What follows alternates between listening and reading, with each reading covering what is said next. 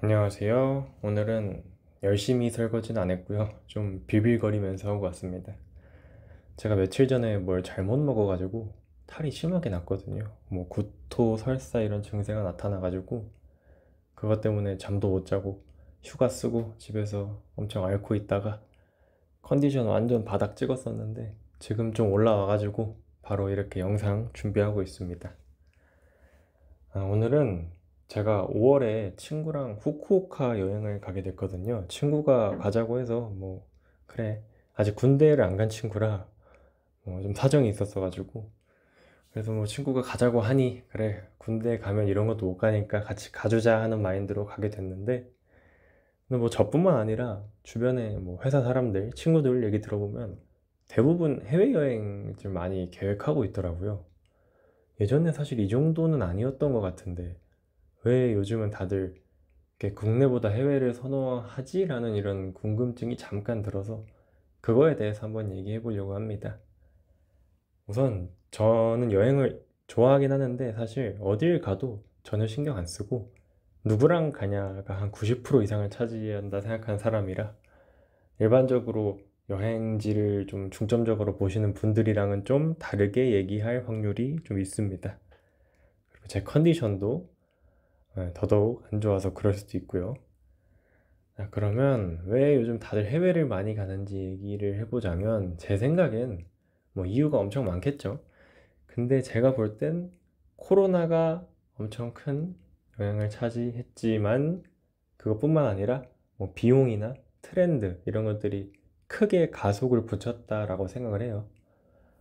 우선 가장 먼저 시동을 걸어준 건 코로나죠, 확실히. 이건 모두가 생각하고 전문가들도 그렇게 생각하는 것 같던데, 코로나 때 뭐 인원 제한이든 이런 거 막 많이 걸려가지고 하고 싶은 거 못 했잖아요. 거기다가 코로나 걸리게 되면 뭐 외출이고 뭐고 아무것도 못 했었죠. 그래서 이 코로나만 끝나면 내가 진짜 어디든 간다, 이런 생각이 들게끔 사람들의 자유를 억눌러 버렸다가 이게 어느 정도 해소되니까 다들 이제 밖으로 뛰쳐나가기 시작한 거죠. 근데 이제 거기서 이 비용이나 트렌드가 좀 가속을 크게 붙여준 것 같아요. 우선 비용의 경우가, 제가 이번에 좀 예약하면서 봤는데 비행기가 진짜 특가를 이용하면 서울에서 부산 가듯이 일본이나 동남아를 가더라고요. 뭐 제주도보다 싸게 가는 경우도 많았고요. 그리고 특가가 아니어도 크게 차이가 안 나더라고요. 당장 저만 해도 후쿠오카를 10만 원 후반대로 왕복에 가거든요. 근데 그 날짜에 비슷한 항공사에 제주도 보면 걔도 한 16만 원 정도? 저랑 크게 차이 안 나더라고요. 2, 3만 원 정도? 그래서 이럴 바에는 뭐 조금 더 새로운 곳에 가서 경험을 할 수 있는 외국을 선택하는 게 맞지 않을까라는 생각이 들더라고요, 저한테도.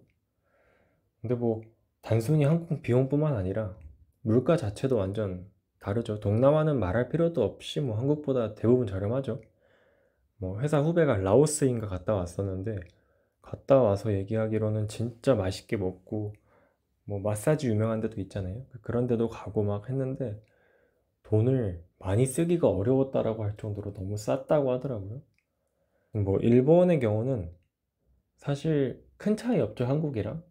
예전에 제가 일본을 한번 가봤을 때 밥값이 그렇게 비싸다 이런 생각은 안 들었어요. 한국에서 이미 혹독하게 훈련을 거쳐서 그런지. 그래가지고 일본이 아무래도 뭐 인플레이션 별로 안 겪고 오히려 디플레이션 겪은, 물가 변동이 별로 없었던 나라기도 하니까요. 한국이 오히려 더 비싼 경우가 좀 있는 것 같아요. 다들 관광지 한국에서 가면 한 번씩 느끼잖아요. 와, 이거 이 정도의 이 가격이 말이 되나? 그래서 좀 선뜻 지갑에 손이 안 열리고 그럴 때가 있죠. 뭐 계곡 같은 데가 특히 심하죠, 진짜. 백숙 한 3만 원짜리 먹을 수 있는 거 막 9만 원, 10만 원, 12만 원 막 이렇게 팔고, 말도 안 되죠, 진짜 그런 데는. 어릴 때는 진짜 아무 생각 없이 먹었는데 부모님께서 큰 돈 쓰셨다는 걸 이제야 느꼈네요, 진짜. 제가 비록 돈을 벌어야 느끼네요, 확실히. 이 사람은 스스로 당해봐야 겪는 것 같습니다. 갑자기 딴 얘기 했는데, 아무튼 다시 여행 얘기하자면, 일단 비용이 그렇게 해외라고 해서 메리트가 없다? 이런 건 전혀 없는 것 같아요. 가서 비슷한 돈으로 평소에 못 먹는 새로운 음식도 먹고 새로운 장소도 구경하고 뭐 외국인도 구경하고 훨씬 재밌잖아요. 네, 그리고 트렌드, 제가 말하는 이 트렌드도 꽤 크게 한몫했다고 생각해요. 제가 말하는 트렌드라는 건 이제 저는 2030 세대니까 SNS 이런 매체를 통한 트렌드 전파를 얘기한 건데, 아무래도 요즘 SNS 하는 사람도 되게 많잖아요. 저는 일단 인스타는 안 하는데 인스타가 일단 제일 유행하는 것 같고, 그 외에도 뭐 유튜브 같은 거 되게 많죠.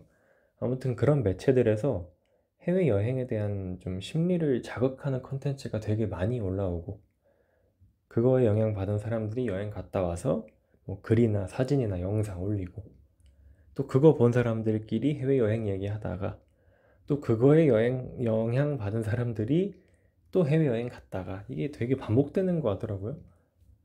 네, 그리고 이것뿐만 아니라 보여주기식 영향도 좀 크죠. 한국은 보여주기식 문화가 진짜 크잖아요. 그냥 나 해외여행 갔고 나 이렇게 뭐 어떻다 자랑하는 거죠, 결국. 대부분 기록용이라고는 하지만 저는 그게 단순 기록용일까 하는 의구심이 좀 들더라고요. 예, 결국 이 보여주기식 문화라는 게 또 해외여행 유행에 어느 정도 영향을 미치지 않았나, 네, 이런 생각이 듭니다. 사실 전 해외여행을 재작년 12월 정도에 일본 한 번밖에 안 가보고 올해 5월에 가는 게 두 번째라, 그냥 제가 지금까지 한 얘기는 이 방구석 설거지쟁이 얘기였고요. 그냥 주변 보면서 든 생각들 아무렇게나 얘기해봤는데, 저도 결국 제가 말한 저런 이유들, 특히 비용이나 트렌드 쪽에서 영향 받아가지고 해외를 가기 시작한 것 같아요. 처음에는 아니 굳이 해외를 했는데, 가보니까 또 내가 낯선 곳에 가면 어떤 사람이 되는지 이런 것도 알 수 있기도 해서 나쁘진 않았던 것 같아요. 새로운 음식들도 맛있는 거 많았고요. 이렇게 해외 얘기 떠들었지만 사실 저는 500만 원 일이 주어지면 저기 어디 먼 곳 유럽 같은 곳 여행 한 번 간다기보단 그냥 마음 맞는 친구랑 가까운 곳에서 편하게 더 여러 번 재밌게 노는 걸 선호하는 사람이라, 이번에 후쿠오카 이후로는 아마 저의 신혼여행까지는 안 가지 않을까 싶습니다. 네, 오늘 영상 여기까지고요. 저는 사실 아직 컨디션이 좀 좋지 않아서 얼른 편집 후다닥 하고 다시 침대로 가겠습니다. 요즘 노로바이러스 유행이라니까 다들 굴이나 회 이런 거 먹지 마시고 구운 음식 위주로 드시면서 건강 조심하시고, 그리고 구독도 하시고요.